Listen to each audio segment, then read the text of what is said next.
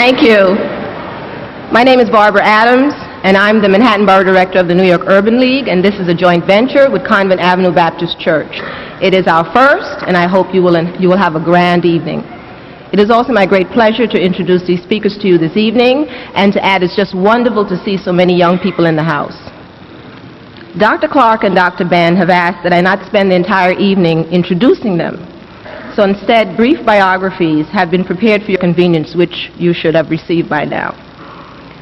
Before I introduce Dennis Walcott, the president of the New York Urban League, who will bring you greetings, there are several thank yous that are in order. First, I'd like to thank Reverend Grant, who is the minister of this church, who allowed us to come to him and take a chance on us this evening. As I said, it's our first venture. I'd like to thank Ron Cook, who is the program director. I'd like to especially thank him for his consistent enthusiasm and for all his time. To the brothers Yosef and Kamal, thank you for coming at a moment's notice. And to your colleague Melvin Simmons. This would not have been possible without my staff tolerating me over the last 2 days, especially Mark, who's not here, Laverne, Renita, Ernestine, and my support help, Alan and Luther. Dennis Walcott is, I'd like to say, is my mentor. We are both relatively new staff people, I think like 6 months for Dennis and maybe 4 for me. And it would not be right if we conducted this program this evening without readings from him. So I'd like to welcome Dennis and turn you over to him for a few minutes.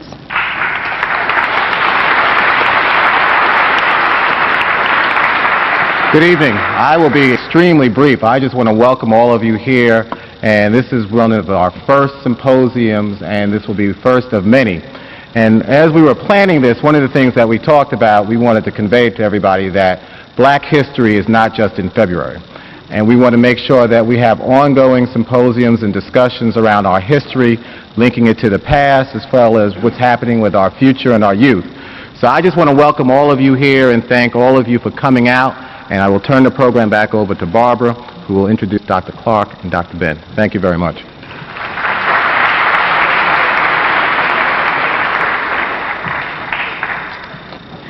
Dr. John Henrik Clarke will be our first speaker this evening. There'll be a brief intermission, about 5 minutes, which will be followed by Dr. Ben, and then we'll open up the floor for questions. It's my great pleasure to turn you over to Dr. Clarke. Please give him a warm welcome. Thank you.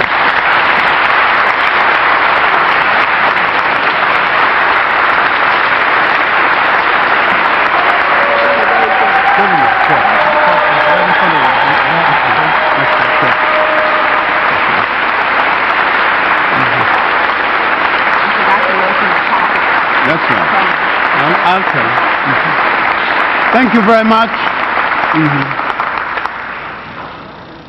We have a lot to explain and little time to explain it, because both Dr. Ben and I are veteran classroom teachers.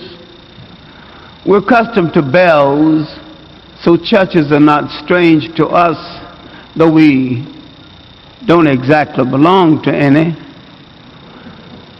We know something about time. My topic that will be extended by Dr. Ben is a question. What will we tell our children about our fight for freedom? Extended again, what will we tell our children about our role in history, how we survived to this point? When people say we were slaves, what do we tell our children about our slavery in particular and slavery in general?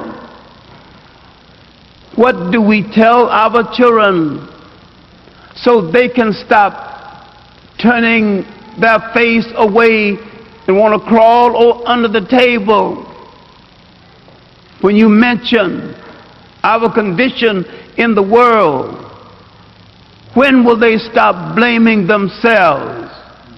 You have not explained it to them because you have not explained it to yourself. You have to know your oppressor and the nature of his oppression and what you did about it. At what point do we sit down and not argue about TV?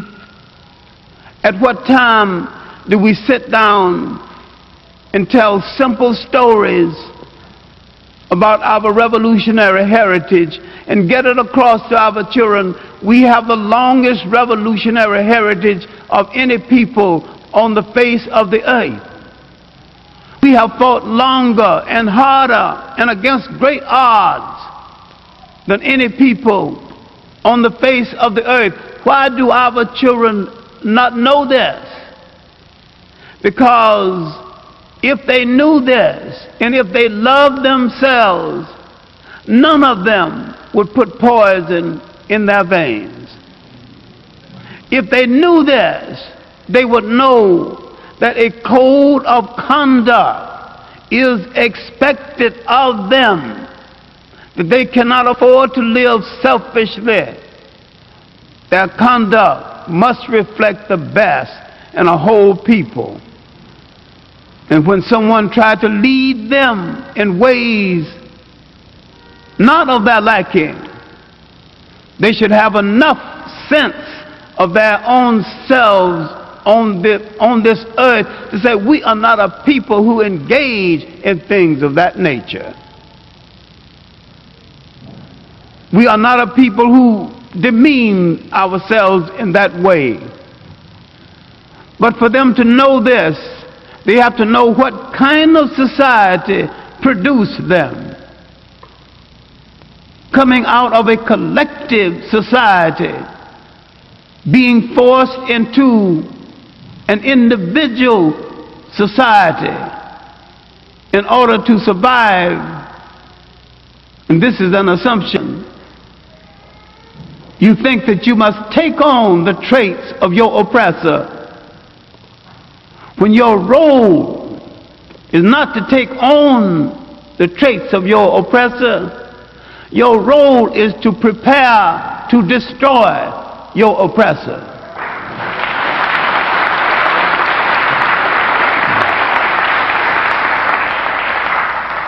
His conduct in the world disgraces everything that can be called democracy, everything that can be called Christianity. It's even a disgrace to the thing that means the most to him, capitalism. He's misconducting himself in relationship to the one thing he used to try to hold on to the world, the apparatus of exploitation.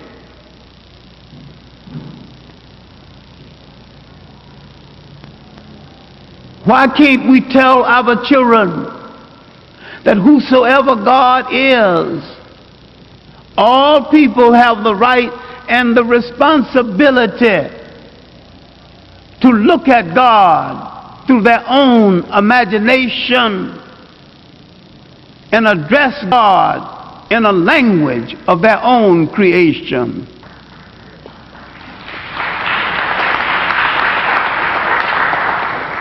Why then can't we calm ourselves down, then calm them down? What happened to the big kitchens where the family used to gather, sip some coffee, some lemonade, and began to discuss matters pertaining to the family? And if it gets too delicate, send the children out to play. And when the door opened, it is settled. Our Supreme Court would have met and rendered a decision. We didn't take the matter to the oppressor, not expecting any mercy or understanding from him in the first place. We handled it within the structure of the family. What are we going to tell our children about that period in human history before the first European wore a shoe or lived in a house that had a window, and we produced enduring societies? We did not have a word for jail because no one had ever gone to one. Didn't have a word for orphanage because no one had ever thrown away children. Didn't have a word for nursing home or old people's home because no one ever threw away grandpa and grandma. If we could fashion a society that had that much humanity, what can we do for ourselves today? And how can you explain the contradiction of a people who can build the pyramids and can't maintain a candy store in Harlem?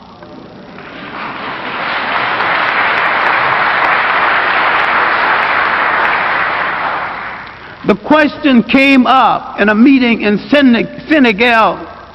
Yes, it was an arrogant member. I don't even know how he got there. He was in ethnic midstream. He didn't exactly belong to us. He didn't exactly not belong to us.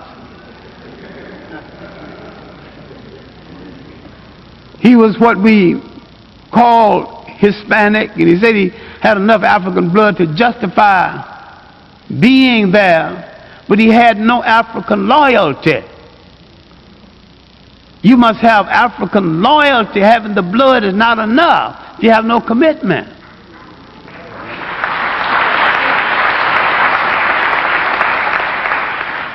And he kept asking the question very arrogant and contemptuously. Yes, you people built the pyramid, but where are you now? What are you building now? Can you build the pyramid now? And I finally got tired of all this harangue. Do we need it now? Let's now build what we need right now. We need a railroad system stretching across Africa. And we need to build it. We need to have mining engineers, metal specialists to get the ore from the African earth, not to buy the rails from outside. Everything needs to come from inside of Africa itself. Now that's what we need right now. We need a road system, a rapid transportation in Africa that will take 100 years to complete. If it takes 100 years to complete, if we started this year, we've got only 99 more years to go.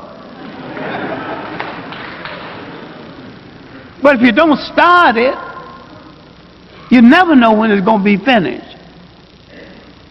We must, in this generation, start things that a generation will have to complete, that another generation will have to complete.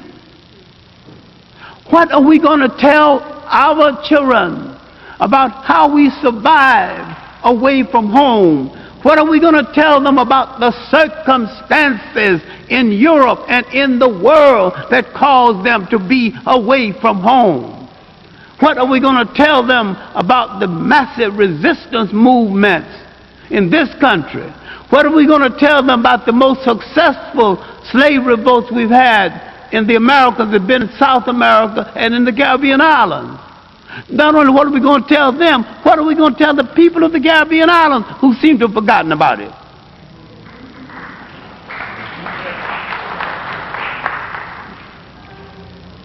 At what point do we tell our children, stop imitating imitators? You're imitating someone who's imitating you.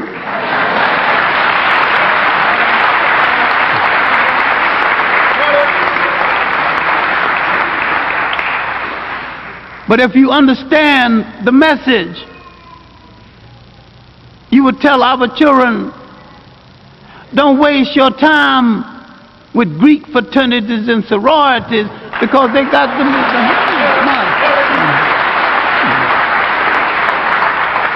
all this nonsense and hazing just to get into a sorority and a fraternity. You have to literally humiliate yourself. Nothing that you have to humiliate yourself to get into is worth being a part of.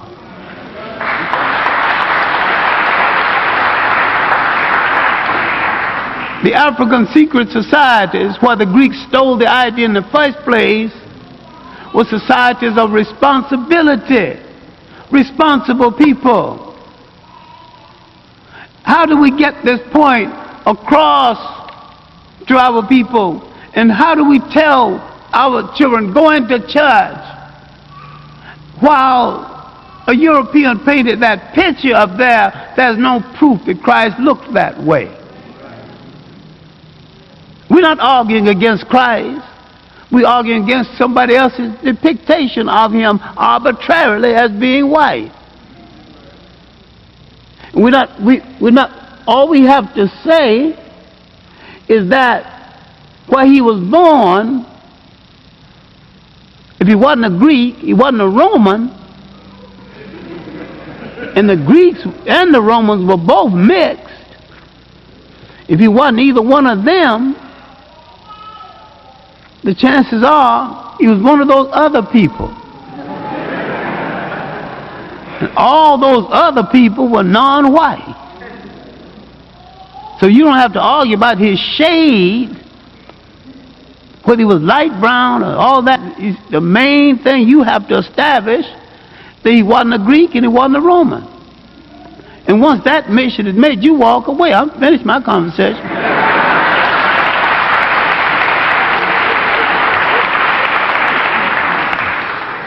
What we have to do is to stop wasting each other's time. We're not arguing against the church.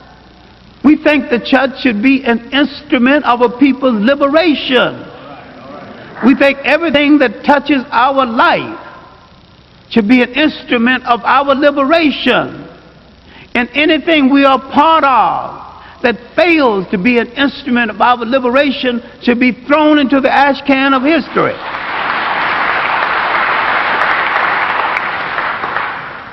How do we explain ourselves to ourselves, and how do we explain ourselves to our children? When they read about slavery, tell them, yes, we were slaves, but look this is what we did about it. These are the circumstances. These are the people who benefited from it. These are the people who still benefited from it. This is why we still have slavery, white and black, only it's more severe on us. And the greatest slavery was the enslavement of the mind. And every time you worship some degenerate bopper, this is a form of slavery.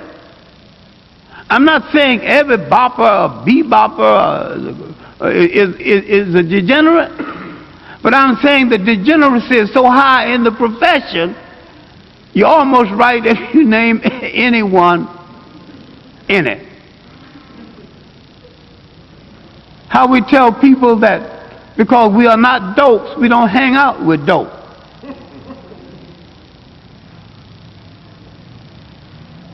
And how do we tell them that we came out of a society where we were secure enough to accept the female as a god without feeling so insecure, and that the people who feels insecure with the female in power are insecure as human beings?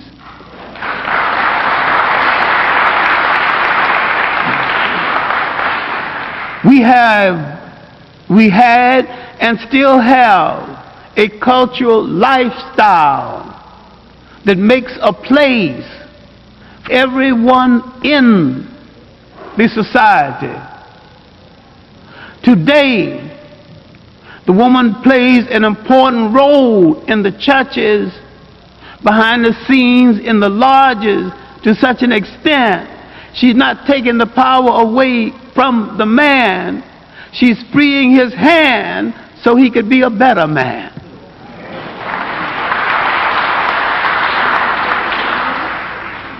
Now, where do we say where both of us went wrong? Both of us have gone wrong at looking at each other, because we are looking at each other through the lens of Western sociology, invented to downgrade us. And we cannot, under no condition, use this as a measurement. What are we going to tell them about the unification of African people? How are we going to tell them to achieve this kind of unification?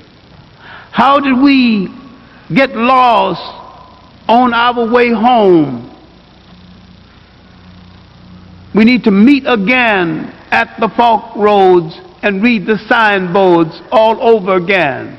There are too many things that apply to our oppressor that does not apply to us. And we're longing to be like someone. We're longing to follow someone who don't know where they are going.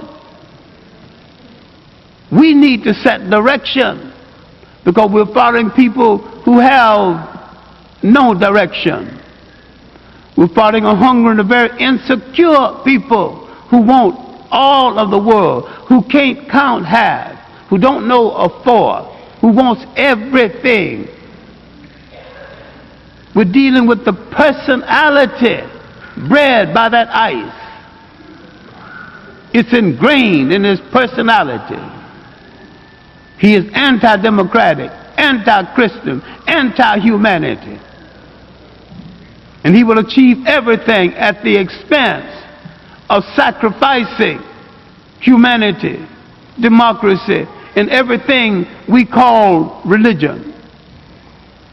I have grown weary of trying to explain the difference between religion and spirituality, because each time you make the experiment, someone said, you must be godless.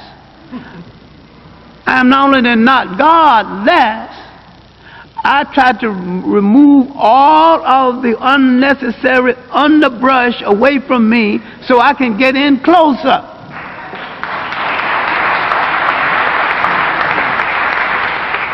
Whoever he or she is. And the she don't bother me either. Now, let me sum up something that has no summary and end something that has no end. Where are we in the world?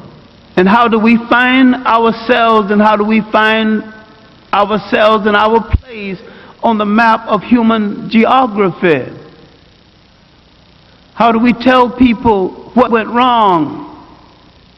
How do we get out of the terrible contradiction? After the independence of Ghana, we were so hopeful. It was in the midst of the civil rights movement and the marches, midst of the fight for Caribbean Federation.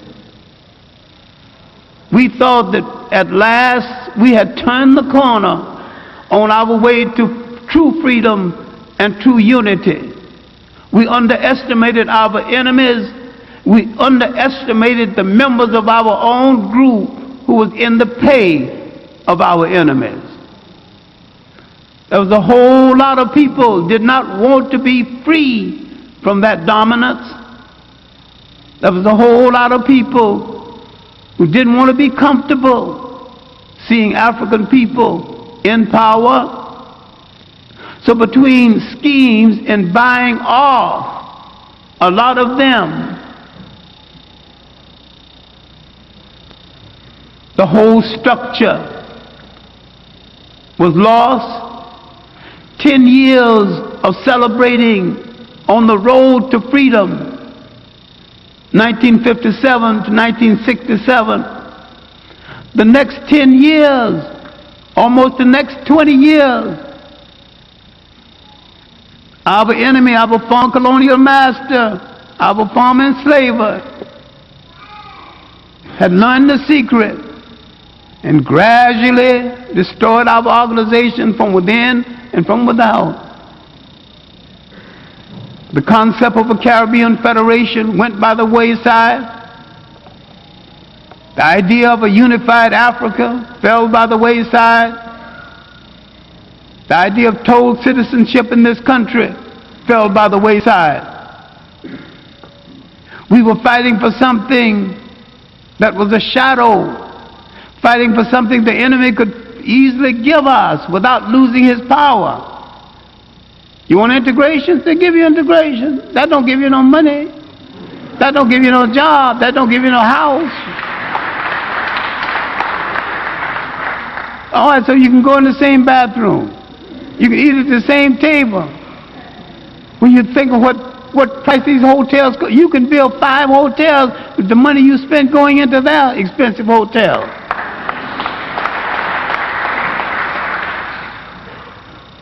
You can build shoe factories for yourself. Because you integrated, you thought you didn't have to do anything for yourself. They'll let them into theirs. You still have to build your own.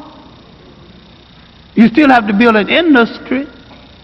There wouldn't be so many of our young people hung up in this stupid drama in the sand had we not failed them by not making a place for them in our own community.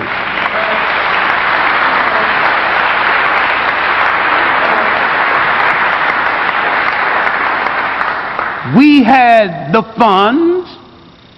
We could have opened up cloth factories, dress factories, shoe factories, all the things, just factories only dealing with the things we use.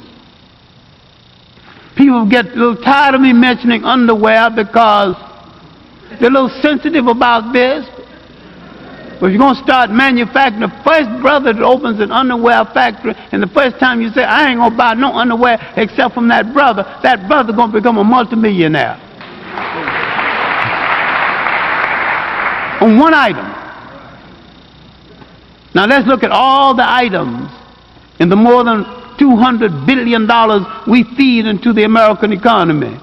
We can rescue ourselves. What are we still with our tin cup begging at the door of a fool? We have to locate ourselves on the map of human geography. Between the Caribbean islands, the United States, other parts of South America, 250 million African people, millions in the Pacific, over 150 million in India, counting the Dravidians. 500 million in Africa, according to a count was made 50 years ago, indicating that the African man is not going home trying to renew himself. Among the many faults we have, neglecting home, not renewing ourselves, is not one of them. We do want someone to carry on in our name. And the only way you can get someone to carry on in your name, you have to make honorable and at least some regular visits to a lady who's agreeable to helping you get your name carried on. Because it's her name too. We've taken care of some business well, the other businesses we have not taken care of quite so well. We will go into the 21st century with 1 billion people on the face of this earth. The idea is that we must not be 1 billion dependent people. We must not be 1 billion beggars. We cannot beg a thief for a piece of our own house. We have to straighten out our terminology. It wasn't about integration in the first place. Once you have justice and equality, then you can choose or not choose. There's a few black people, including a few members of my family, I'm not too hot on associating with. So that don't mean I'm going to fold. The minute integration is announced, I'm going to be right in the home of a white person. I'm going to be very selective about who I invite or whose invitation I accept. Besides, they can't cook anyway.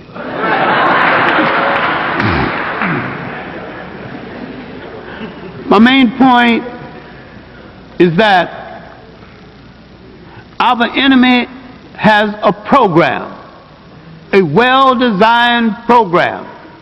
Our enemy has a mission, and that mission is to control the world by any means necessary.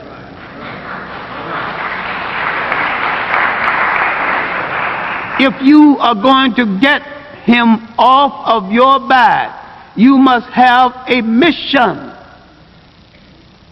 You must have a priesthood. And you must go into that priesthood the same as someone going into a holy order, to devote the rest of your life to making sure that your people have the basic necessities of life and more. We should break our children up into different sections. Some people should devote their entire life making sure that we have fresh water. Do you know there's not enough fresh water in the world? Reforestation. We should stop shouting nation time until we understand the responsibility of maintaining a nation. We should get closer to ourselves, closer to our children, closer to the family structure. We have lived with these fragments many years, put them back together again, learn to speak to each other again, at least in a civil tone of voice.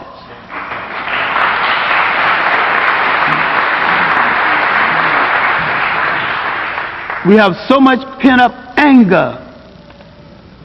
We will not take that pent-up anger out on the real cause of that anger, which is racism and white oppression.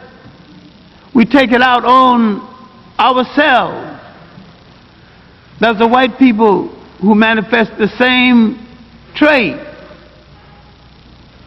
Some people in Germany allegedly killed 6 million in a gas chamber. They're willing to fight everybody except the Germans. Fight the Arabs, fight the Africans, anybody that's weak. We didn't put nobody in any ovens. We're people who know what to do with ovens. We don't cook people. Apple cobbler, deep dish apple pie, good roast, good stews. Yeah, we know what to do with ovens. We'll fix you a dish and make you know that we invented cooking. No time to burn up people. What I'm trying to say in the final analysis, once we take control of ourselves, we have to stop being imitators and be innovators. We realize we've got a continent 12 million square miles. Wherever our bodies are on the face of this earth, our cultural and political heartbeat is in Africa. Whether you ever go to Africa or not, that is your home, that is the home of your spirit, and that is the heart and meaning and definition of your commitment. And none of us, any place in the world, will be free until that continent is free. The tragedy of the continent now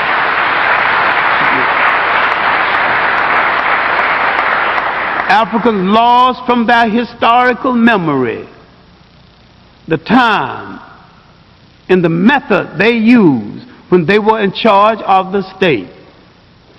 Every African state, with no exception, is an imitation European state. And the apparatus of Europe will never work. Every African state outside of Europe, with some exceptions, is an imitation European state. I have found, much to my surprise, the Africans in the Pacific has a healthier attitude toward African unity than the Africans in Africa, the Africans in the Caribbean, and the Africans in the United States. What hit those people over there? They're less polluted with a whole lot of confusion, especially the confusion brought by a German political opportunist and Johnny come lately called Carl something or another, and I can't quite remember whether it was Harpo or another kind of Marx. And so we got a different kind of black Marxists, both confused. I think most of the black Marxists I met are Harpo Marxists instead of Karl Marxists. Any system in the world will work for you if you make it work for you. Any religion in the world can serve you if you make it serve you.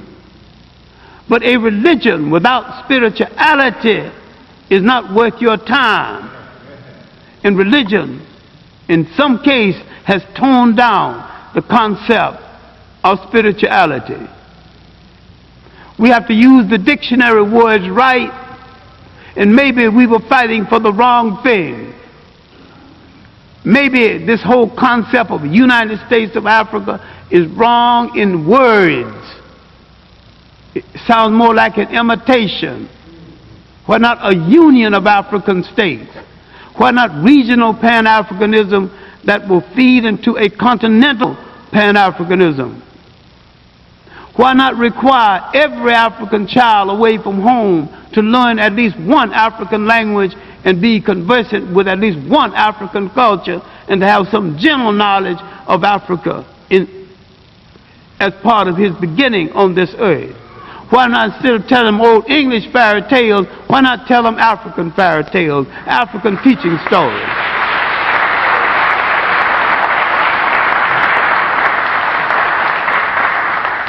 And why not give them genuine African names other than Abdullah and Muhammad something? You're going to give them all these Arab names, you think you're going African. Everybody in Africa who cannot be addressed as an African is either an invader or a descendant of an invader. Once we find ourselves on the map of human geography, we have to tell our children who they are. We must tell our children what their mission must be and the kind of legacy that they have to leave for the whole world, but begin with themselves in the essential selfishness of survival. Take care of yourself first. Then find that mirror and see who's staring back at you. And who's staring back at you, use the word we. We gonna change the world. And if we gave the world the first humanity, we will give the world the next humanity. And as for getting ready for the job, we are ready to do it right now. Thank you.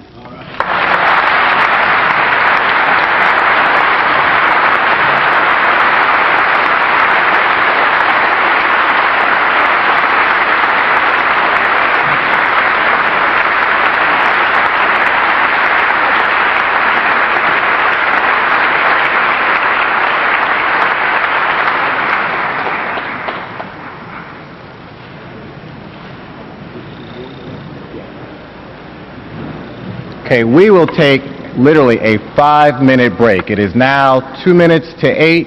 We will get back together at 3 minutes after 8. So we're talking about 5 minutes. Okay? Thank you.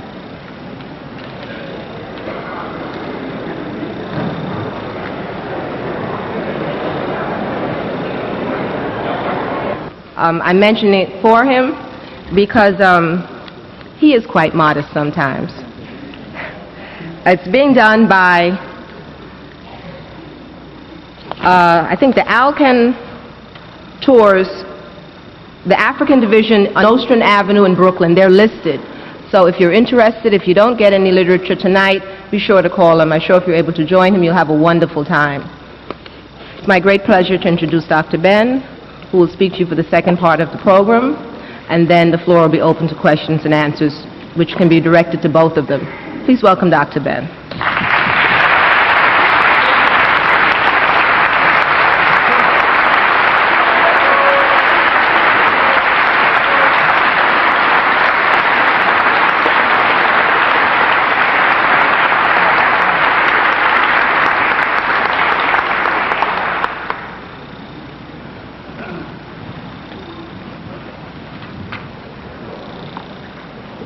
I would like further say good evening, and as my elder stated,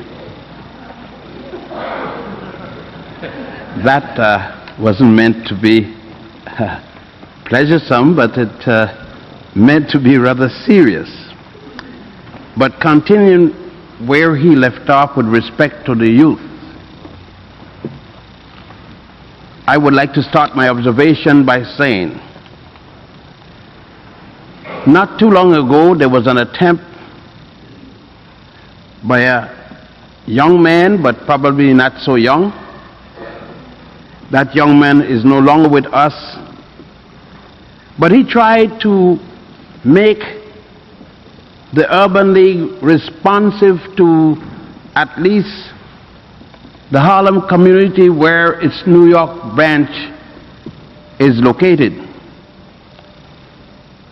With certain constraints, of course.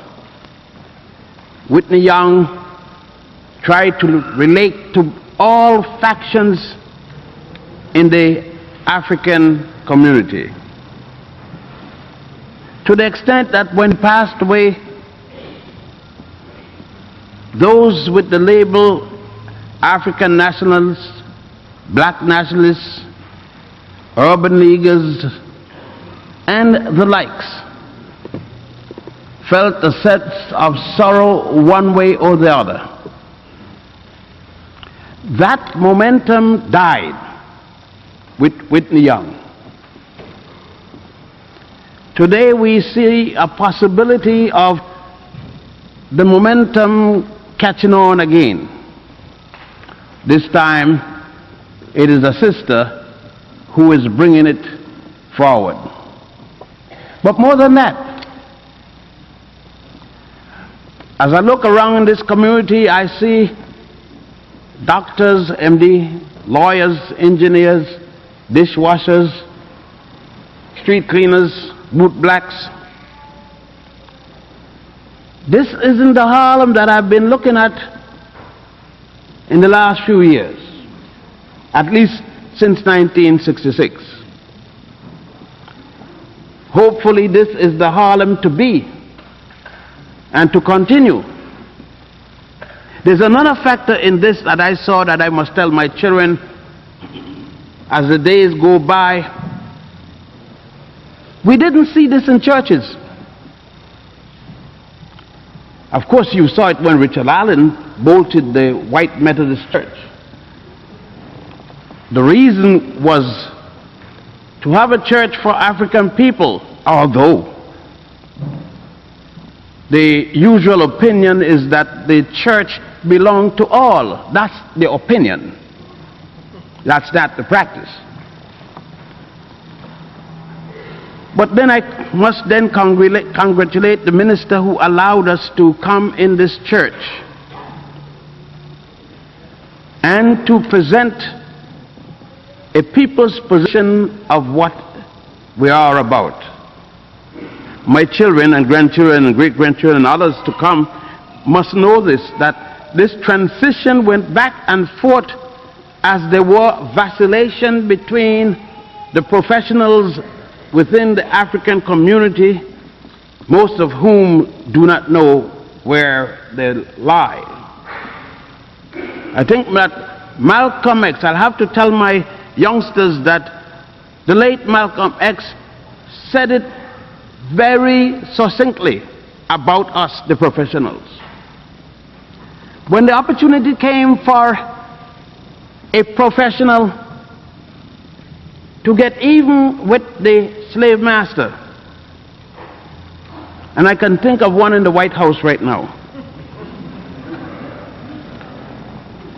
even if it was George Washington or Thomas Jefferson or even Lincoln, the professional could not distinguish between their role as a leading people to lead the others, but felt that there was some kind of identity between themselves and the boss. That happened the other day in a place called Tel Aviv. our mayor, I will have to tell my youngster that having a black face as a mayor doesn't mean a thing unless you have a black mind.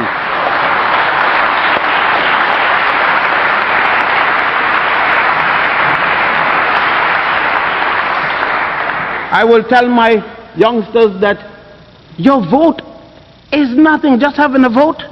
Any fool can vote. All you go pull a lever or put the X. But for what are you voting? Is it going to be the same way you voted all the time? My grandmother, my great-grandmother have voted Democratic, so I'm going to be equally foolish? I would ask my children, I would say stop and think. The person that Malcolm was speaking about equally would have voted, given the chance at that time. But he would have voted just as the other fools today. Because he would have voted like the same man and asked the boss, are we sick, boss? When there was an opportunity for the slave to take care of the master as Jesus would have done. I think it's appropriate to be in the church, because I would tell my siblings, you know, Jesus was a revolutionary. I was reading about the brother. I got to say brother because when he came down in Africa, it seems to me, and Herod was supposed to kill everything in sight that was a male, and JC hid among his brothers and sisters. That's his initial, JC. He hid among his brothers. Now if JC was not black, how could this blonde child hide among these black people?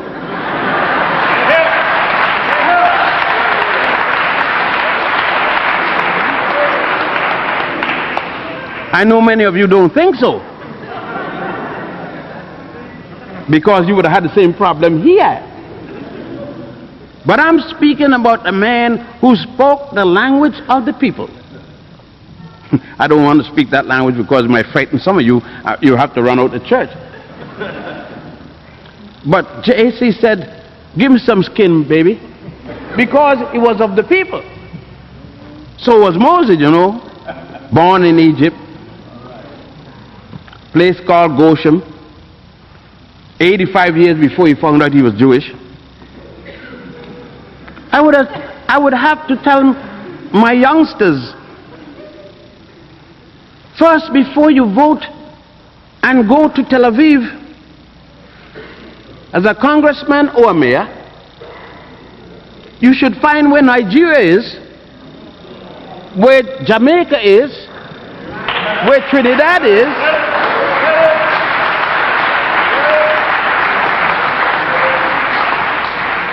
Mississippi and North Carolina.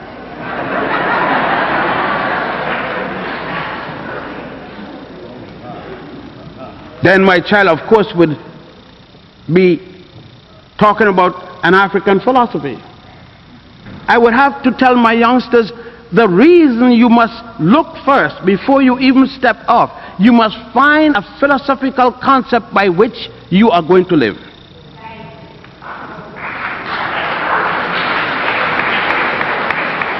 And to find this, you must consult not only Martin Luther King, but you must consult along with Martin Luther King, along with Du Bois. You must consult Marcus Garvey, Malcolm X, Elijah Muhammad. And that's the male part. But sons, daughters, you must call up Sojourner Truth from the Dead, Harriet Tubman, Rosa Parks, and then go on home and speak to Hatshepsut. Son, you got to speak to Goddess Ma'at. You got to speak to Goddess Shu. You got to not stop in Greece because they just yesterday, son. You got to go home to the real thing. As they say, the real McCoy.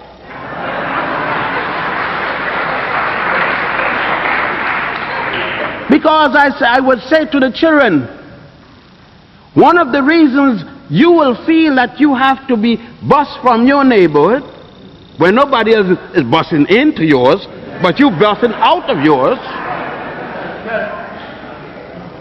and you come back the same way that you went out. It would have been easy to mess you up inside without going outside to be messed up equally. But at least, if you had the good teachers that they had in the little one-room shack with a little red paint on the roof, but with a depth of determination to make the best they could with what they knew, you would have turned out a much better student. Maybe you would not have known higher mathematics, as they call it. Maybe you would not have known the amount of chemistry that Saddam Hussein knew. No. But maybe also you would have taken the whole white world to fight you, although you're only the size of the state of California. Maybe you would have understood more than what they lied to you and the press, including the Negro and colored press. You would have then known that there were Africans fighting on both sides for no reason at all. Son, you would have known that one slave master's descendant is no better than the other slave master's descendant. And you would have been able to make the distinction between a gallon of oil, and then you would have understood the role of the president in Bechtel Corporation International, that already find how they're going to make the plans for Kuwait. Embarrassing that the state of Kuwait doesn't tell Bechtel and doesn't have put out their plans for a vote. But Bechtel going to tell them already plans have been made. What I'm saying to the children is that you would have had to be able to think, besides coming inside and praying to the Lord,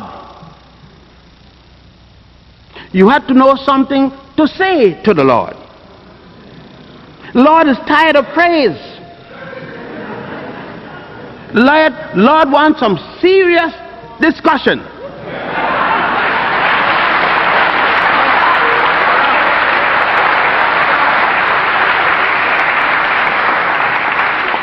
When you come up, the Lord said, last week you brought your troubles and put it on my doorstep. This week you brought your troubles and putting it on my doorstep. 2,000 years you've been putting from 1619 in James, Virginia, you've been laying it on the doorstep. Haven't you seen I don't work in troubles? I am too busy with the sun and the moon for your benefit, unfortunately. I would tell my son that we had tell the world about the Lord. We don't need to know. We told the world. We told the world about the basic fundamental concept that keep our minds together. We had told the world before about one God. We didn't wait on Moses. The brother was all right. He was going to repeat what Akhenaten had already said. You understand, sons and daughters? Sons like you there, little sister. You don't understand the virgin concept and the immaculate conception. But you had been told that through your grand ancestors about the immaculate conception 4,100 years before others start to talk about it. At least you were speaking about Christianity before Christ. You are speaking about Osiris and goddess Isis and their little son Horus. And you said it before Abram. before Moses. But you had a different explanation, little daughter. You see, when I had to speak to her because I had to stop her to believe that the stock bring babies.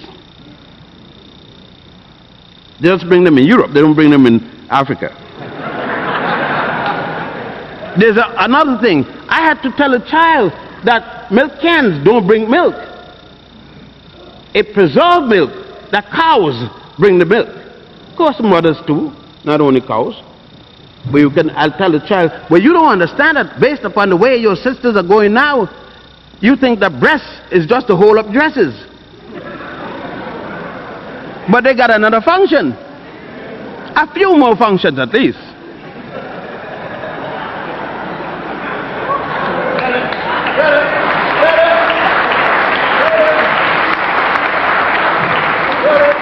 You see, I would get down, as I said, I'd be like Jesus Christ, speaking the language of poor people, poor folks. Jesus, who would have challenged Bush. You know, I listened to hear Bush being challenged. I listened to hear the kind of preachings that they told me that Paul spoke. Now, don't get me wrong, but Dr. Clarke said he was one time almost been a Baptist preacher. I'm not trying to get into a profession. But at least I could be a senior deacon. You see, maybe I will have to tell the child that you're expected to act like Jesus, and if not Jesus, at least like the disciple, not necessarily Paul. But you could even act like John the Baptist. Because that brother must have come to Africa and deal with baptism of the pharaohs, the purification rites that was equal carried to Jesus when he came down to study at home, Soulville, Africa, before going back to Asia. See, I have to tell this child, because I got to prepare this little boy for his baptism and confirmation. I have to confirm this little boy in the pyramids of Giza, in the pyramids of Saqqara, because I have to teach this little boy not to tell the teacher, let me give my lesson to you orally. You know, we don't write too well. You see, this boy is going out every morning on the bus. He's still coming back, can't read and write good. Because the teacher can't read and write good. So I got to strengthen at least this little fellow so that when he sits in the classroom and they ask him any day to recite, to tell of his background, he doesn't start with Charles and Jane. And that he knows that the lion is not the king of the jungle. Lions don't live in jungles, they live on prairie. You see, I have to start to tell the little fellow that when you lie, whether it's in church or in the classroom or in the store or in the White House, it is still a lie. And no kind of Billy Graham could change it if you contact him. I would have to make my little children understand the necessity for truth. That's why the Africans had established a sister called Goddess Ma'at to deal specifically and generally with nothing else but truth. So I'll have to let my youngster know that when you go to Washington, D.C. and look at the symbols of justice with a scale hanging down, one down and one up, a woman with a sword today, they weigh 38 on the side with long clubs.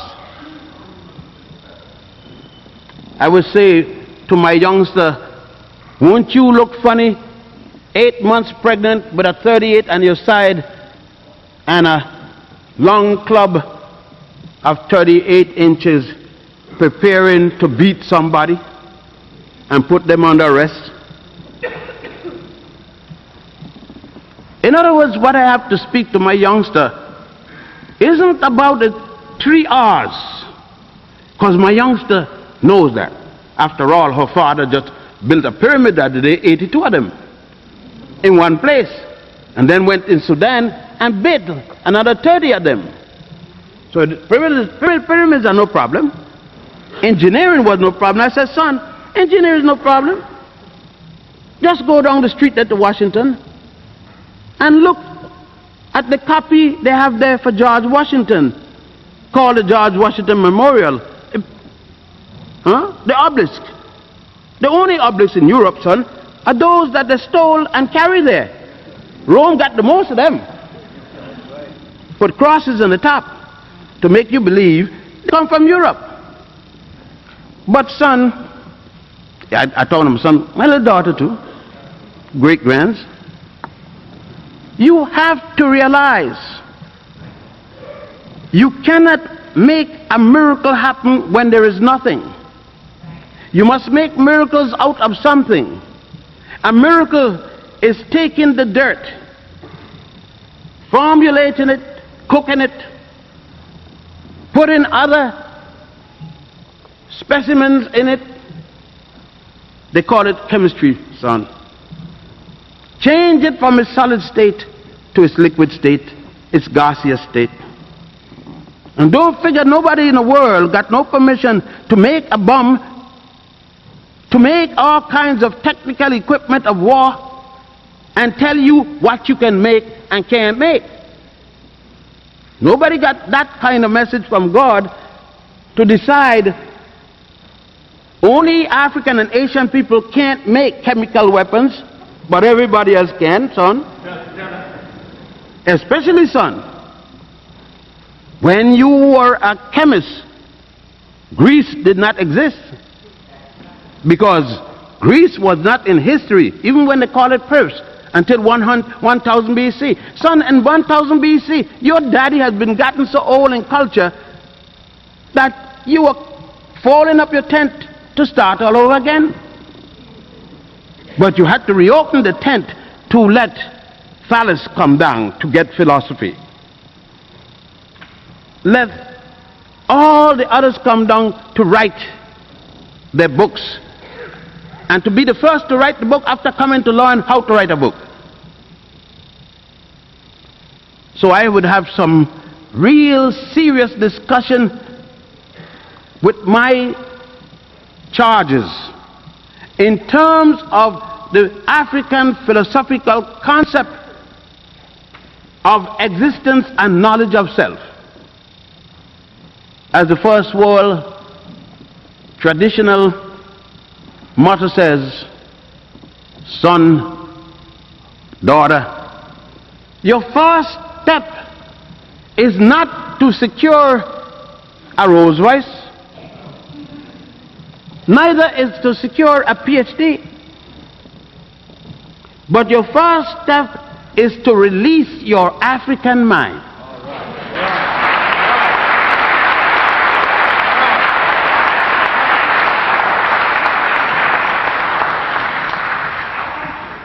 And if you find that it's difficult to release it where you are, take a trip home, son.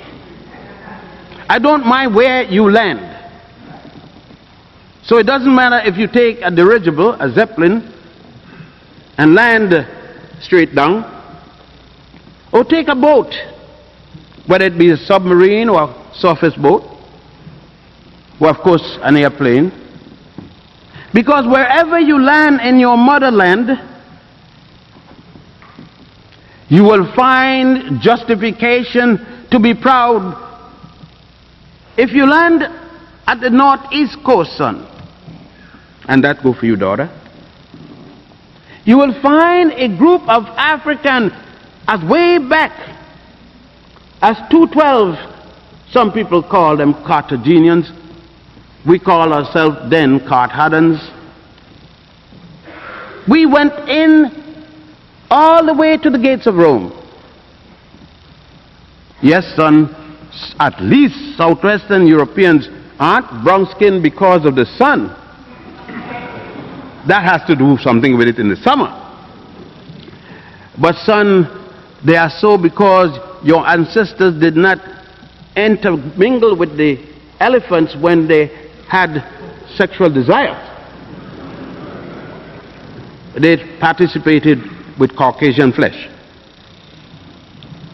I said, son, oh, and let's got with little girls. I can't leave them out, of course. I wish there was some word to deal with both sexes without having, and I'm not going to say Ms. I don't know what you mean by Ms. It's something more like a B or something like that, buzzing around. Ms. All kind of negative term. Woman, chairwoman and chairman. You ain't gonna doubt about that. You know who I'm talking about. See, I don't get modern. I said, son, keep away from these modern words. They're gonna mess up everybody. I will have to talk to my son and my daughters quite seriously, of course, the grands. Mainly in terms of the ability to think. The ability to make distinction between what you believe and what you know. I believe the moon is made out of green cheese. I've already taken a lamp and shone the lamp with all the power I can on the green cheese. It didn't even bounce. It was absorbed by the green cheese. I know the moon isn't made of green cheese. If I want to ignore that, then I believe that is so. I can't treat it any longer as being a fact. I will have to let them know a belief is the absence of knowledge. It is a great hope, a great desire. Nothing wrong if you could keep it in the proper perspective. We need, as an African people, to make the proper distinction between a belief and a factual knowledge, and treat them as such. Thus we will not at least fight each other over beliefs when there is a greater need for all of us in order to come together. I will have to tell my children that you cannot wait with the lame excuse, we don't get together. Every time something is to be done, you hear us, we don't get together. The same song. How many people you want to get together to do something? You must give a figure. What is the getting together figure? Young man asked me the other day at the university, Dr. Ben, did you foresee a new leader coming to lead us? I said, you, son, you.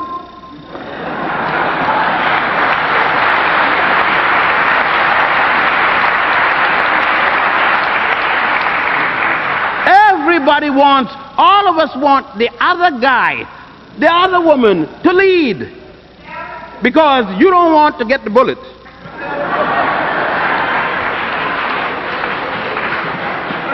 You want to be able to come here Sunday and say, Lord, please give him help in heaven. You're talking about Martin now, because in the case of Malcolm, you said, Lord, please don't make hell too hot for him. It's a good escape. You can now relax and go back and pray and donate, and you have done yours. But then again, I have to talk to my son and my daughter, and I said, look, I don't mind, in my case, how you praying, son or daughter, but you cannot pray. You cannot come to the door here, and across the street there's a sister or a brother in the 6th floor window with fire belching out of the other window, and you realize the fire is soon going to go in that room, and don't turn around, go across the street, don't come in here. They don't need you in here. God gonna exist with or without you. They need you cross the street at that moment to help that sister, that brother with something. At least if she jumped through the window, a coat to put around her or him so he could do without getting into shock. Then, when you have done what Jesus would have done, then you come in here and speak to your Father.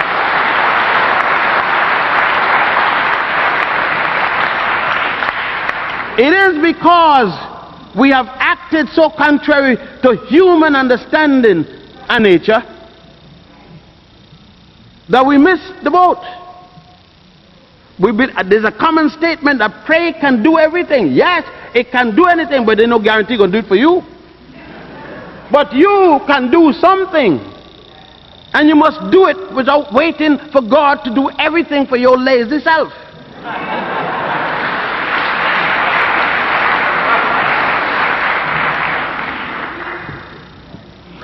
And if we do that,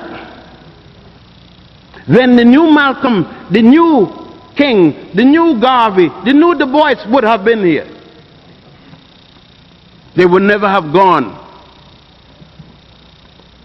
Because we would never have sat down and wait for these individuals to do for us what we should be doing for ourselves. Are you telling me that only King could have do some thinking and Malcolm in the 60s? That only Du Bois, Garvey, and Booker T could have done something in the 60s? And only David Walker, Henry Highland Garnet, Sojourner Truth, and others could have done something in the 80s and the 1800s? And only those few people we had among us who could lead? Well, I understood that the disciples around Jesus all led. Only certain times they call on Big C for advice. Then let us act, let us lead. Let us go back and do what Richard Allen did when he bolted, sitting up in the crow nest. That's no remarks to you. Of course, I'm just reciting. Richard had to go up like all the others of us. It was not only going on the back of the bus, we had to go up. That wasn't built for the choir. That was built for us up there. We couldn't come down here. And Richard Allen said, he is not going to deal with a segregated God. If God is for segregation, then let me get away from him. And Richard said, since I don't believe God is for that, especially when I looked at God before Michelangelo painted him for Pope Julius II, he had looked like the brothers in Africa. So how come all of a sudden he don't want me in church when I build a church when he decided to plan? So I said, I got to talk very seriously to this young man in the philosophy. The point is that we want to act without a philosophical concept. We teach a theology without its blackness. We are the only people that have a Jesus that isn't black like us.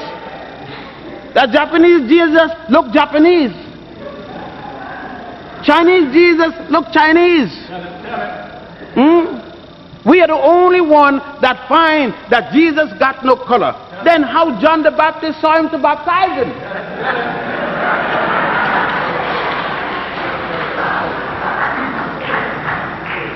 No. We've got to make, soon we're going to have to come with the gospel according to Martin Luther King, the gospel according to Malcolm X, the gospel according to Rosa Parks, the gospel. Why not? Go back and read that those people who are spoken of, who gave gospel, gave it for things they did within the society. They moved men and women to act. they did and lead, and thus people wrote about them and called their doing gospel. We must be able to distinguish between singing Amazing Grace and knowing who wrote it and the reason it was written. We must understand when we sing, Lord, make me whiter than snow. To my little grandchild, and not only wash me in your blood, red blood, that's the only kind I know. If it turned black, you're dead. Wash me in your blood, black me, wash me in the blood, and I'll be whiter than snow. What image am I giving to my little child? When I have a Bible with pictures, and the only thing black in there, I mean, we got to talk it. We got to tell it. We got to talk this thing.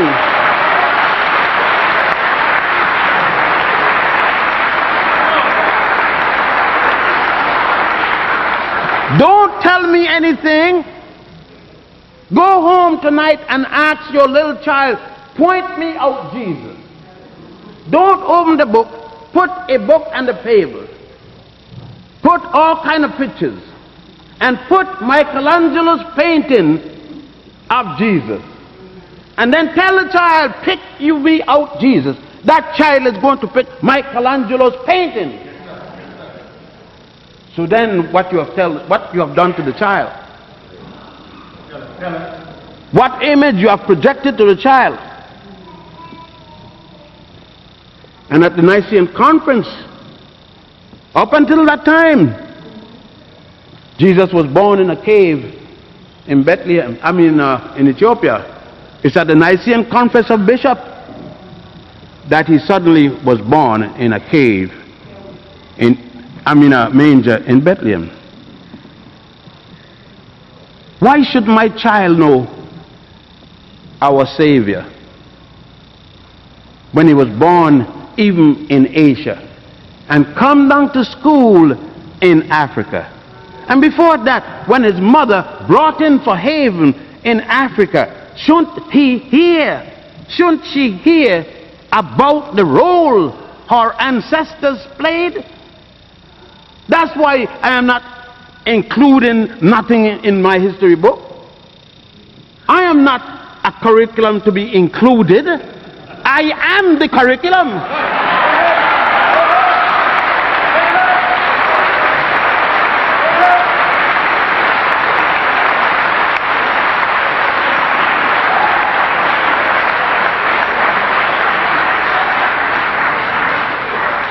No, I have to tell my youngsters, when your grandparents, your ancestors were there on the banks of the Nile,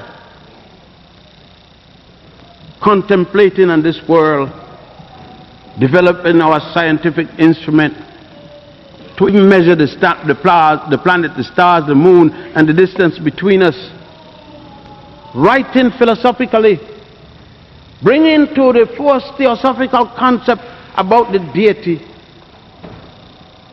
establishing the concept of right and wrong by virtue,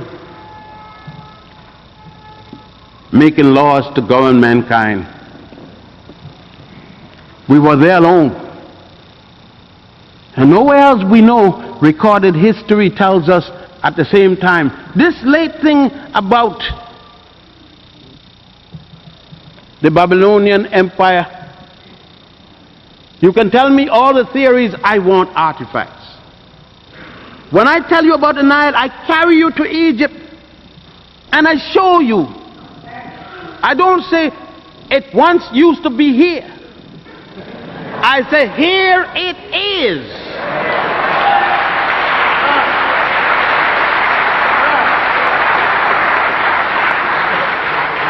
So you can theorize all you want about Sumer and Babylonia. I don't need to theorize. I gave you the artifacts. You come, you walk in it, you take on it, you sit on it, you look up at it, You look up in the ceiling and you see Goddess Ma'at, you got to see Goddess Nut, you see them painted in the ceiling. Proud that when my little daughter, you have to make it that when, I'm going to close now, that when your little daughter come, and that little boy, my son, see your daughter, he knows he is not a raper. It's not a question of that. Because we have already taught him that what he's looking at is a miniature size of his mother. He knows what his mother is because he saw his mother up there with his father holding her up by the two columns of heaven, with the caption reading, God Shu, holding Goddess Nut at the two columns of heaven. And then you would know what is those two columns of heaven. One hand on her breast, the other on her pelvic region, the two columns of heaven. Not particularly the heaven you're thinking on. The same item of the human body, but the purpose being theosophical and philosophical long before the so-called philosophers of Greece. I am talking about the esoterical aspect of the human physical posture translated into concepts of theology. The sanctity of the African woman. And then I will say, son, I know, daughter, I know when you finish I will never have to put you on the TV screen walking across with someone, narrator, saying teenage pregnancy. Is it teenage pregnancy the problem? Or stupid parents?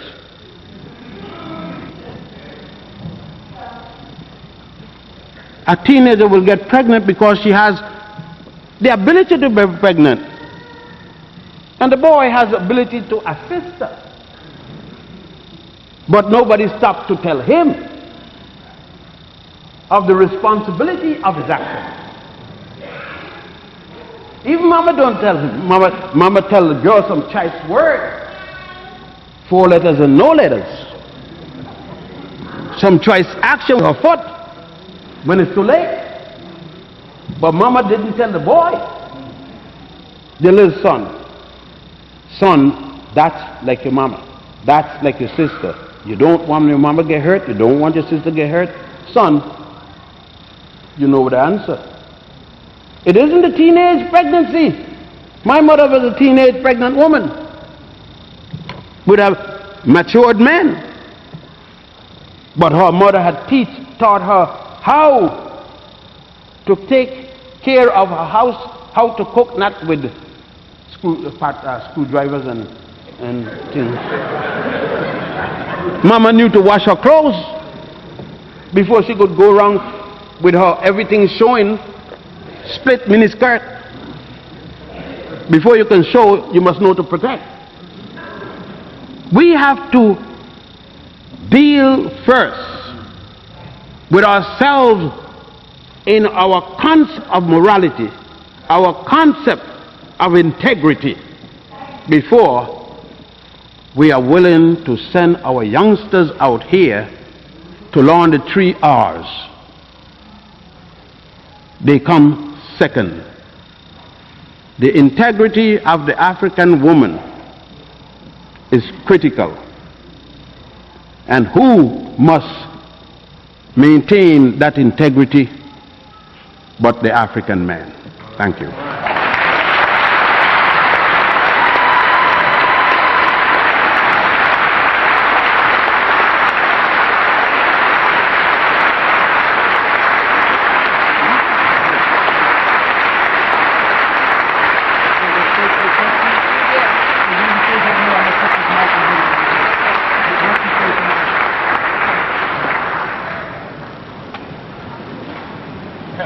We're not quite through. We're going to move on to a few questions and answers here.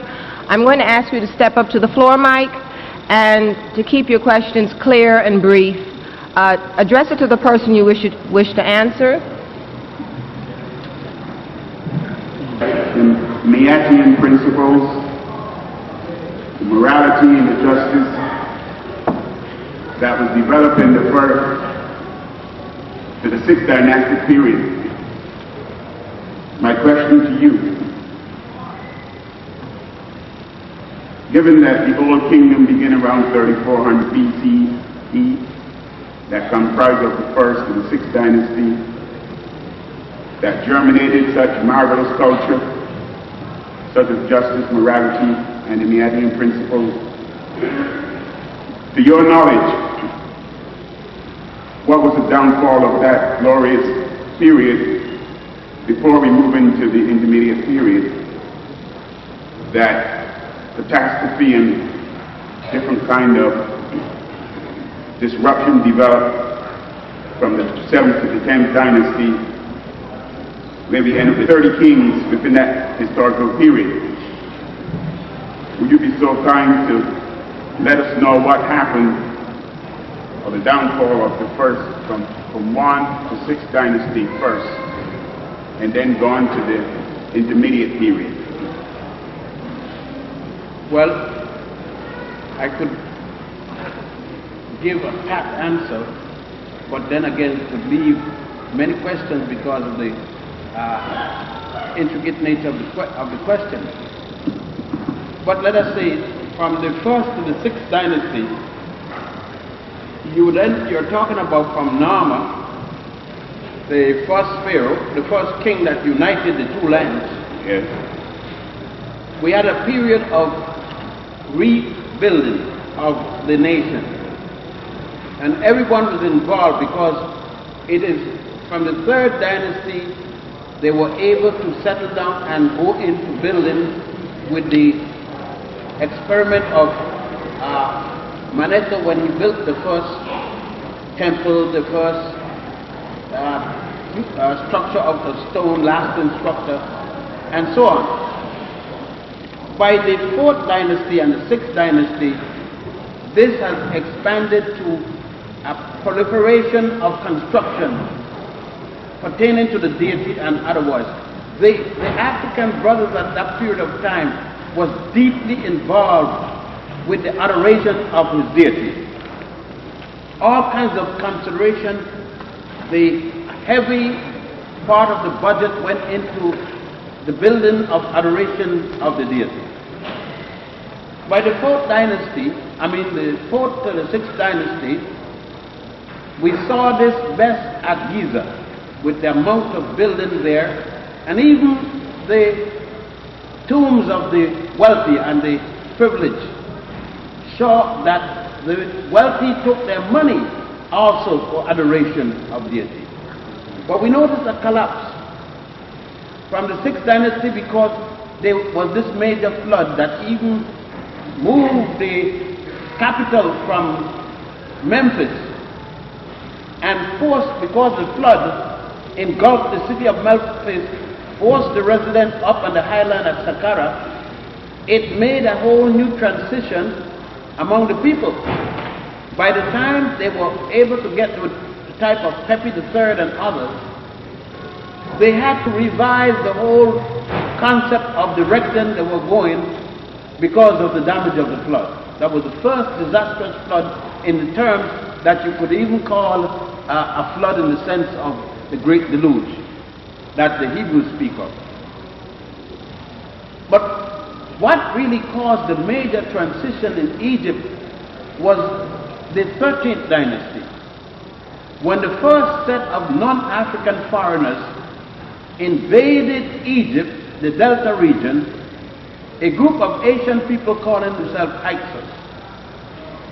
To me, Egypt's downfall started, Egypt as we know, the dynastic Egypt, really started in the 13th dynasty when the Hyksos came in. What, as Professor Clarke always said, we invited some strangers to dinner and became the dinner. we invited the Hyksos to come and live among us, to work with us. And they formed as part of a fifth column inside, so that when we were attacked by their numbers outside, we were able to function. Luckily, they could not penetrate very far and only was able to go to Avarice, which still is in the Delta.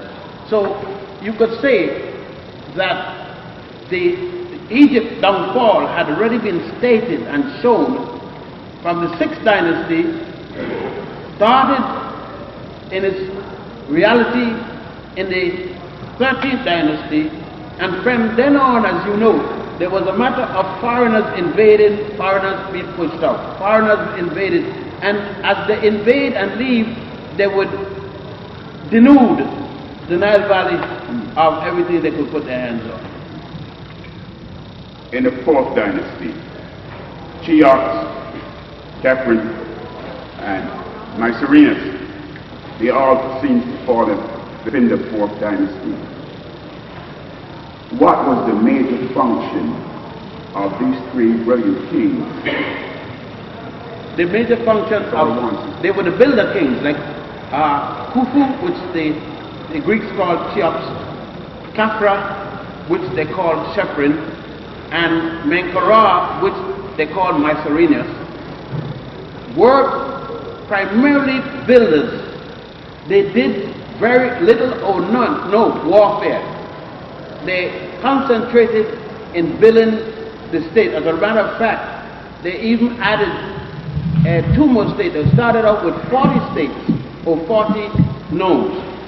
They are the ones that added the 2 more nomes, so that instead of the 40, Egypt having 40 states or equivalent, Egypt was moved to 42 states, and adding the 2 states, 2 southern states, what Egypt did was to bring into fore Nubia, and that is something that I'm looking into now. The depth of the influence of Nubia in molding Egypt from as early as the 4th and 6th dynasty, rather than the 11th dynasty that European writers make us to believe. Again, I ask you as you step up, would you please take your questions brief?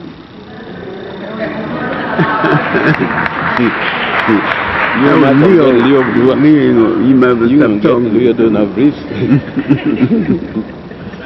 Hell no.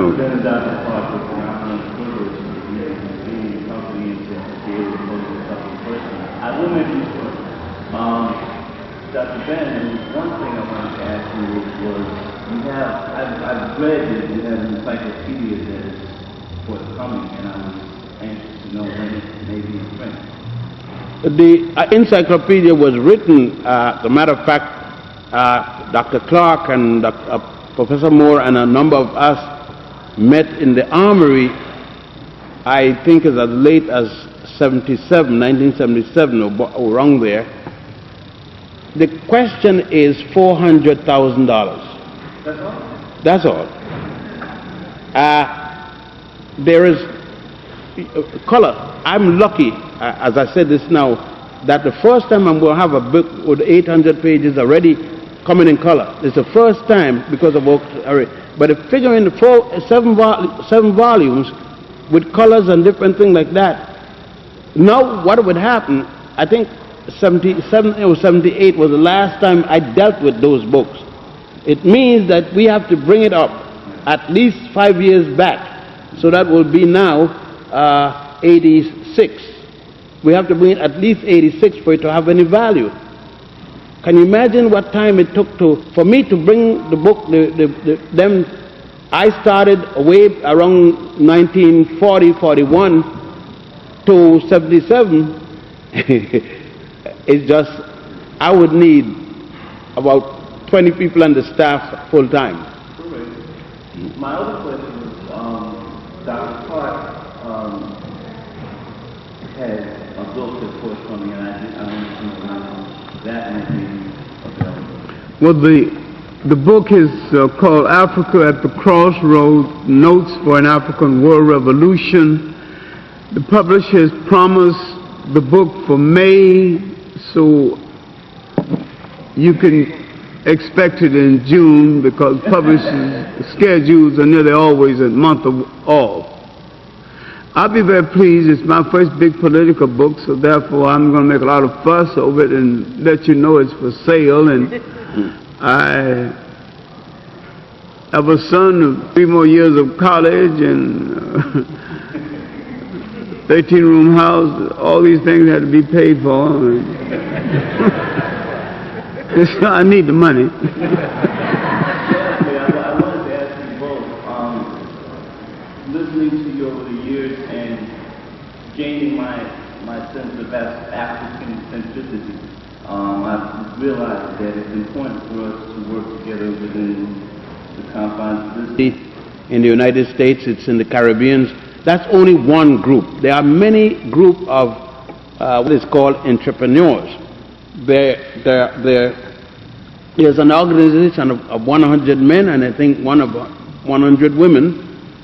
There are numerous organizations now of African Americans and Caribbean and African delegation. There has been a delegation about 3 months ago from Africa came here to speak with African Americans only in terms of business.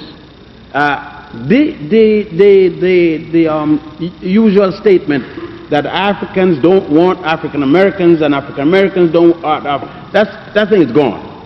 Gone for good, thanks heaven. It should have been gone long ago. I think with all the social trips we have made, at least one thing, we know we each other. That much we got in common.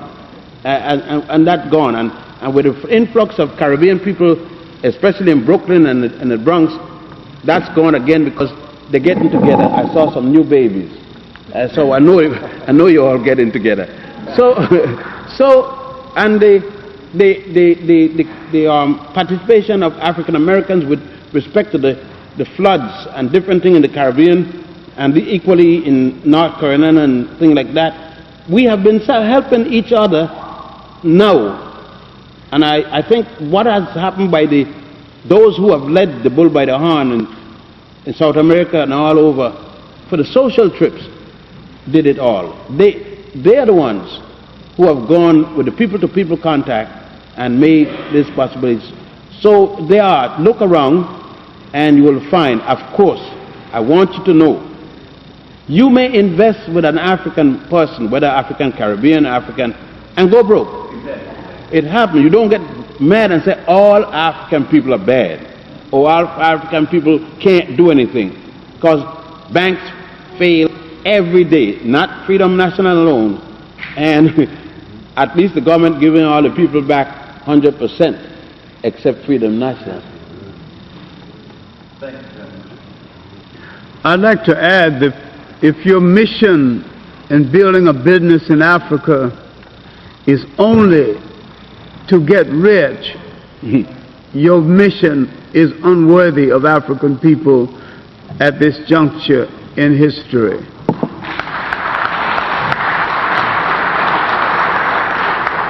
There is no serious objection to people making a profit from their investors. But if we're going to go as imitation white capitalists, Africa has enough of those already. All right. Yes, sir.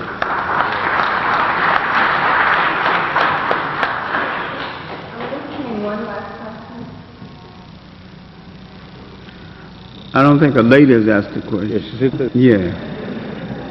I think that their mind, I like the way their mind works, and when it's on cue, it's on cue. I thought a lady would have a question now.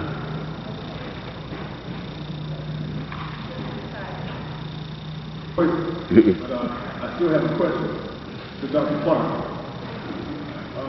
I would like to know, Dr. Clarke, in addition to our scholarly work, with our studies and our reading, you suggested in order to free our African minds that we travel and live extensively in Africa. And in the second part of that question, in mind, I made one trip to Africa, to Egypt and Ghana, and I found a lot of Muslims while I was there. And I noticed in your comments tonight you had a comment about Muhammad and Abdullah. Do you find a problem with Africans calling themselves Muslims? And the last All right, finish your question now. The last part of the question is, within this country, outside of this particular circle, the only other force I see for change and development and nationhood is the Nation of Islam and Minister Farrakhan. And I'd like to know, do you have a dialogue with them, and what can we do together? Now, what was the first part? All right, I got it now. If we want to free our African mind, we must free our minds from all forms of foreign influence on our mind, and we must approach Africa pure and simple. I do not think that there is a religious solution for Africa, irrespective of the religion. I think there's a cultural and a political solution, and many of the brothers who think they are Muslims or Arabists and apologizers for Arabism. If you said that, do you have a problem? Yes, I have a problem with the Christians too, only a bigger problem. I have a problem with the Christian, with religious cover-up and people hiding behind the skirt of God or the cap of Allah, not doing what they're supposed to do.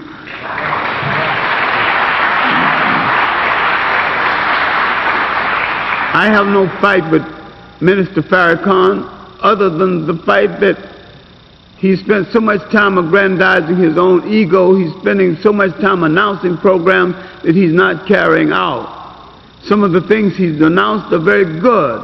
Let him carry them out. I'm tired of people copping out into religion as an excuse for not being a part of struggle.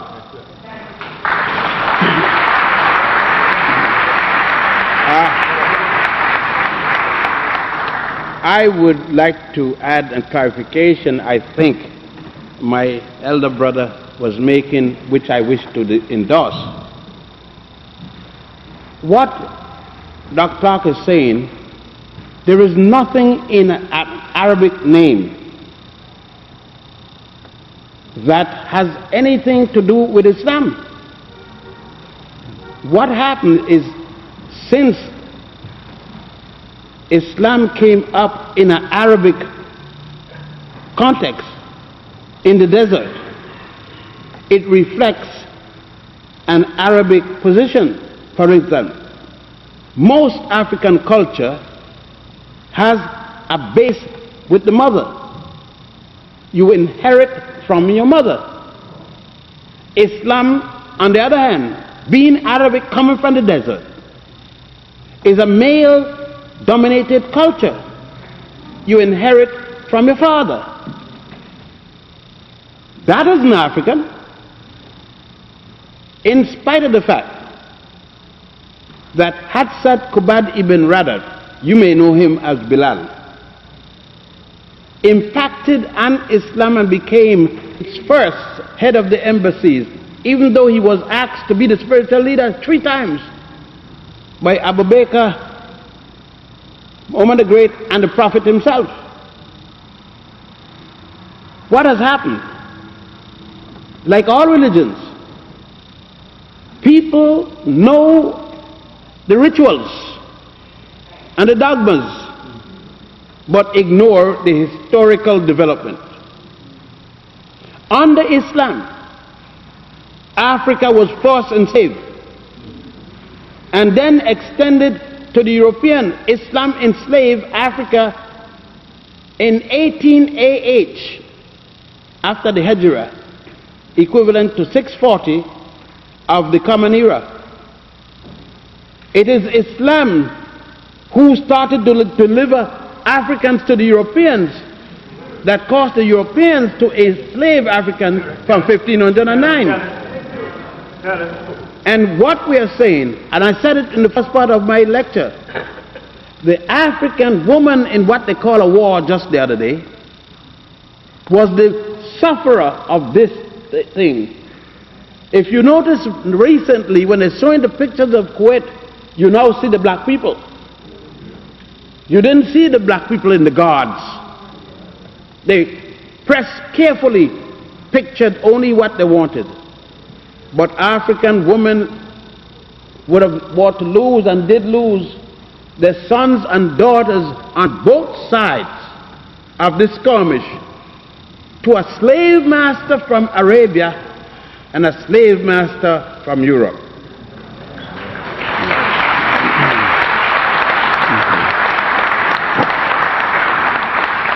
I would like to call your attention to an aspect of Islamic influence that not a single Muslim scholar has ever addressed himself to, especially the black ones. I know a number of blacks who are Muslims and who are well-known scholars. They have never addressed themselves to the North African destruction of the Western Sudan, the destruction of the University of St. Khoury, the exiling of the great scholar Ahmed Baba in Morocco, the demeaning of the destruction of this area by a dynasty of half-breeds called Ahmars. They have not addressed themselves to the partnership found between the Portuguese slave traders and the Arab slave traders in East Africa.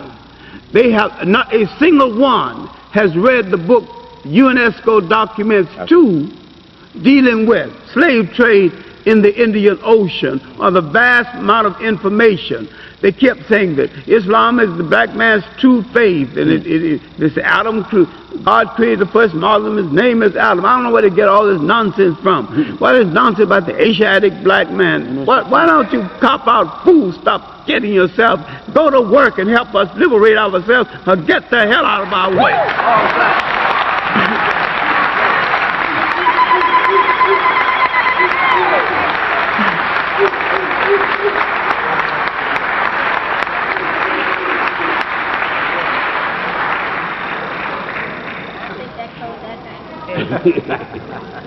That's the frosting. Pleasant thought of what took place here. Remember that it's with the joint venture with the New York Urban League and Conway Avenue Baptist Church. We'd like to see it happen again. You are a wonderful audience. Thank you for your participation. Go ahead. You know they're going to the Indian restaurant from and I did too.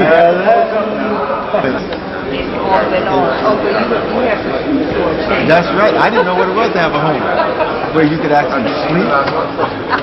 So if they don't, And I didn't know what Rousing meant. She said every.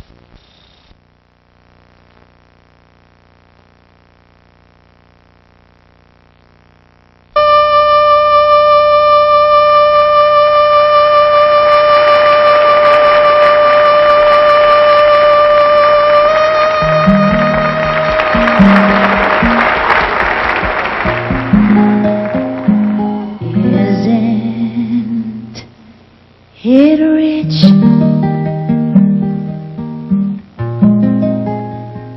aren't we a pair?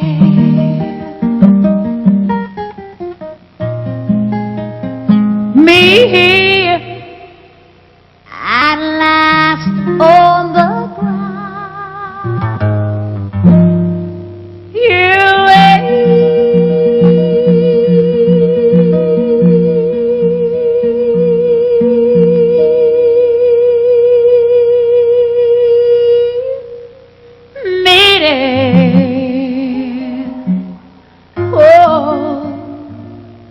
Where are the clowns?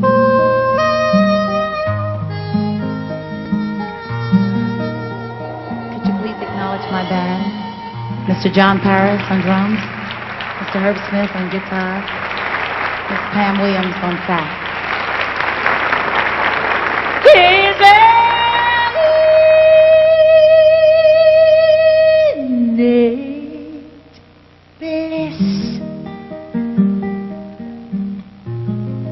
Don't you approve?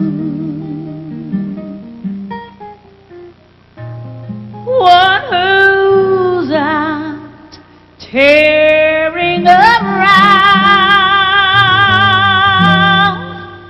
one who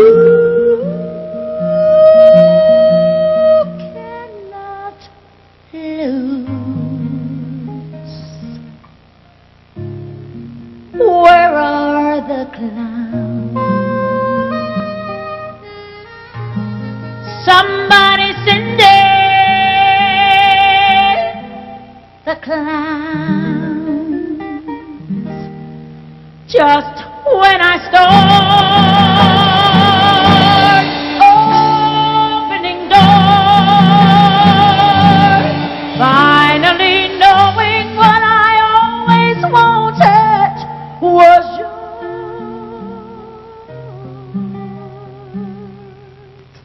Making my entrance again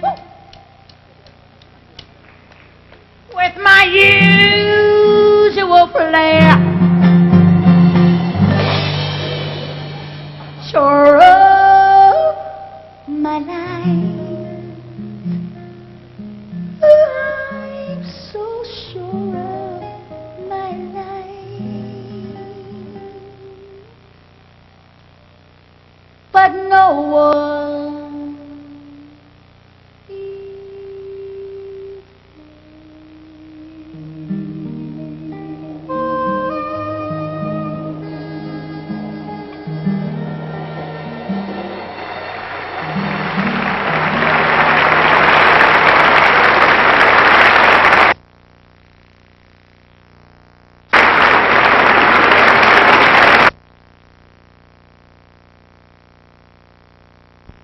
If you can feel that journey, tell me, Hotep.